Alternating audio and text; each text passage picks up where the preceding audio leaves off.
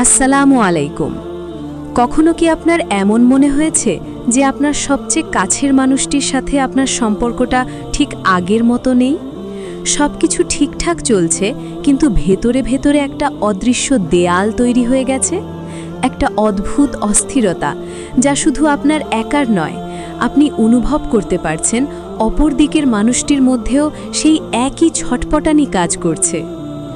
এই অবস্থাকেই আমরা বলি পারস্পরিক রুহানি বা আধ্যাত্মিক অস্থিরতা। এটা এমন এক পরিস্থিতি যখন দুটি আত্মা একে অপরের সান্নিধ্যে থেকেও শান্তি খুঁজে পায় না। এই অস্থিরতা কোনো সাধারণ ঝগড়া বা মনোমালিন্য নয়, এর গভীরতা অনেক বেশি। যখন এই অস্থিরতা দুদিক থেকেই হয়, তখন সম্পর্কটা একটা কাচের ঘরের মতো নাজুক হয়ে যায়।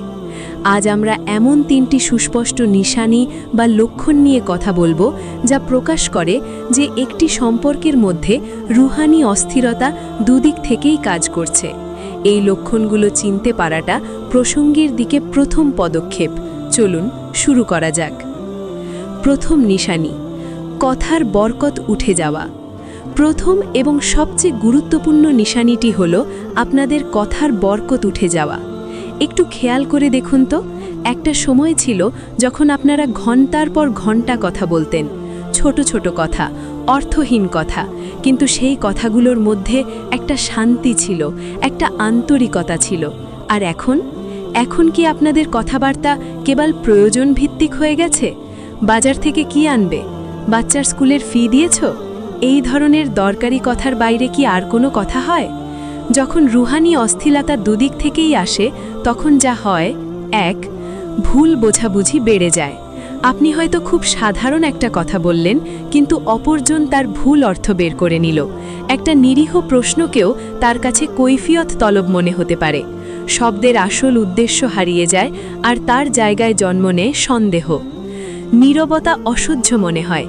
আগে হয়তো আপনারা একসাথে চুপচাপ বসে থেকেও স্বস্তি পেতেন, সেই নীরবতা ছিল শান্তির। কিন্তু এখনকার নীরবতা ভারী, দম বন্ধকর। মনে হয় যেন এই নীরবতার আড়ালে অনেক না বলা অভিযোগ জমে আছে। কথাবার্তা আঘাত দেয়।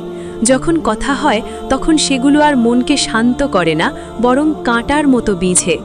একে অপরের পুরনো ভুল তুলে আনা, খোঁচা দিয়ে কথা বলা, অন্যের মতামতকে গুরুত্ব না দেওয়া, এগুলো সাধারণ বিষয় হয়ে দাঁড়ায়। মনে হয় যেন কথাগুলো অন্তর থেকে আসছে না, আসছে কেবলই অহংকার বা বিরক্তি থেকে। এর কারণ কি? কারণ হলো শয়তান তখন দুটি মানুষের মাঝে এসে বসে। সে তাদের অন্তরে কুমন্ত্রণা দেয়, যাতে তাদের মুখ থেকে ভালো কথার বদলে খারাপ কথা বের হয়। আল্লাহ তাআলা কুরআনে বলেন, আমার বান্দাদেরকে বলে দিন তারা যেন এমন কথা বলে যা উত্তম। নিশ্চয়ই শয়তান তাদের মধ্যে বিভেদ সৃষ্টির চেষ্টা করে। সূরা বনী ইসরাইল 53। যখন কথার সেই মিষ্টতা, সেই বরকত উঠে যায়, বুঝতে হবে আপনাদের দুজনেরই আত্মার খোরাক দরকার। আপনাদের সম্পর্কটা আধ্যাত্মিক পুষ্টির অভাবে ভুগছে। দ্বিতীয় নিশানিটি হল একসাথে থেকেও শান্তির অভাব। আপনারা হয়তো একই ছাদের নিচে আছেন, একই বিছানায় ঘুমাচ্ছেন, কিন্তু আপনাদের অন্তরগুলো একে অপরের থেকে অনেক দূরে। আপনার কি এমন মনে হয় যে ঘরে থেকেও আপনার ঘরটাকে আপন মনে হচ্ছে না? আপনার সঙ্গীর উপস্থিতিতেও আপনি একা বোধ করছেন? যখন রুহানি অস্থিরতা দুজনকেই গ্রাস করে, তখন এক শারীরিক উপস্থিতি স্বস্তি দেয় না।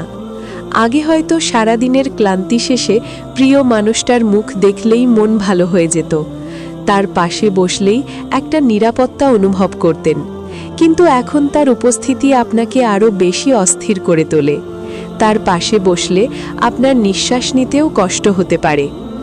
দুই, একে অপরকে এড়িয়ে চলা। আপনি হয়তো অজান্তেই তাকে এড়িয়ে চলছেন। সে ঘরে ঢোকার সাথে সাথে আপনি অন্য ঘরে চলে যাচ্ছেন, কিংবা সে কথা বলতে এলে আপনি ফোন বা অন্য কোনো কাজে ব্যস্ত হয়ে পড়ছেন।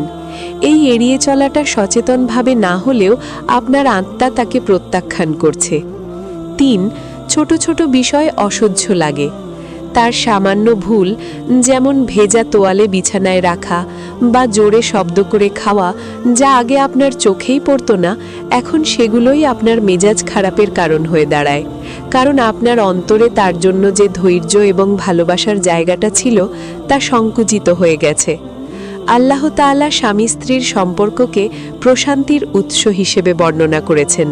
তিনি বলেন, এবং তার নিদর্শনাবলীর মধ্যে রয়েছে যে তিনি তোমাদের জন্য তোমাদের মধ্য হতেই সঙ্গিনীদের সৃষ্টি করেছেন, যাতে তোমরা তাদের কাছে প্রশান্তি লাভ করো। সূরা আর-রুম 21। যখন সেই প্রশান্তি উঠে যায় এবং তার জায়গায় অস্থিরতা আর অস্বস্তি চলে আসে, তখন বুঝতে হবে আপনাদের দুজনেরই রুহানি সংযোগ দুর্বল হয়ে পড়েছে। ঘরটা তখন আর জান্নাতের টুকরো মনে হয় না, বরং একটা জেলখানা মনে হয়। তৃতীয় নিশানি, যৌথ ইবাদতে অনীহা এবং শূন্যতা।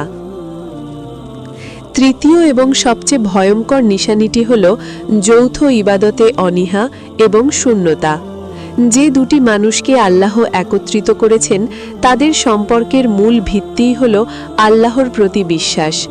যে জিনিসটা তাদের আত্মাকে সবচেয়ে শক্তভাবে বেঁধে রাখে তা হল একসাথে করা ইবাদত।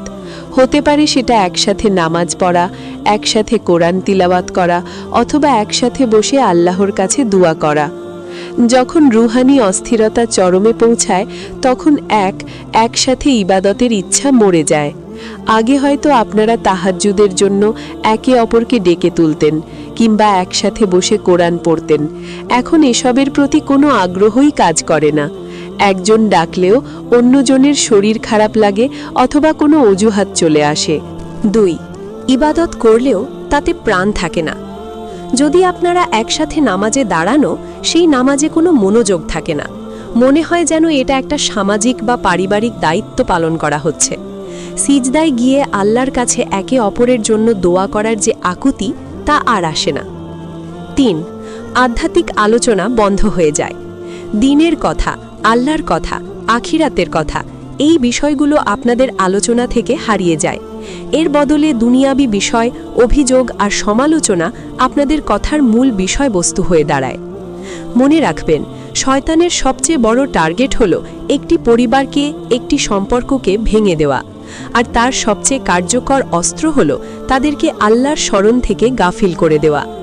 যখন আপনারা একসাথে আল্লাহর ইবাদত করেন, তখন আপনাদের চারপাশে আল্লাহর রহমতের একটি দুর্গ তৈরি হয়। শয়তান সেই দুর্গে প্রবেশ করতে পারে না। কিন্তু যখন আপনারা যৌথ ইবাদত ছেড়ে নেন, তখন সেই দুর্গ ভেঙে যায় এবং শয়তান খুব সহজেই আপনাদের দুজনের অন্তরে ওয়াসওয়াসা বা কুমন্ত্রণা দিতে পারে। ফলে অস্থিরতা বাড়তে থাকে। সমাধানের পথ।